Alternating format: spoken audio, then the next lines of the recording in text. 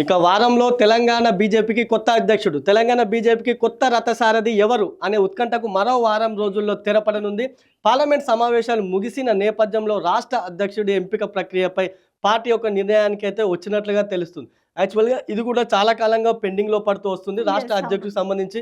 అయితే ప్రస్తుతం అయితే కిషన్ రెడ్డి కేంద్ర మంత్రిగా ఉన్నటువంటి కిషన్ రెడ్డి రాష్ట్ర అధ్యక్షుడిగా తాత్కాలిక అధ్యక్షుడు అయితే ఆయన ప్రస్తుతం ఉన్నారు. అయితే కొత్త అధ్యక్షుడు బండి సంజయ్ తర్వాత కిషన్ రెడ్డికి ఆ బాధ్యతలు అప్పచెప్పారు. ఆ తర్వాత ఇప్పుడు అధ్యక్షుడు ఎన్నుకోవాల్సింది. అయినా నేతల మధ్య భేదాభిప్రాయాలతో అది వాయిదా పడుతూ వస్తుంది. ఇప్పటికే జిల్లా అధ్యక్షుల ఎంపికనైతే పూర్తయింది. కానీ రాష్ట్ర అధ్యక్షుడు ఎంపికపై ఇప్పటికే చాలా మంది పోటీలో ఉన్నారు. బండి సంజయ్, అదేవిధంగా ఈటెల రాజేందర్, డీకే అరుణ, ఎంపీ అరవింద్ వంటి ఎంతో మంది నేతలు పోటీలో ఉండడంతో రాష్ట్ర అధ్యక్షుడు పదవికి అది వాయిదా పడుతూ వస్తుంది. అంటే ఒక వర్గానికి ఇస్తే మరో వర్గం అసమ్మతి చెలరేగే అవకాశం ఉందని చెప్పేసి కొంత హైకమాండ్ కూడా ఆచితూచి అడుగులేస్తున్నట్లుగా తెలుస్తుంది.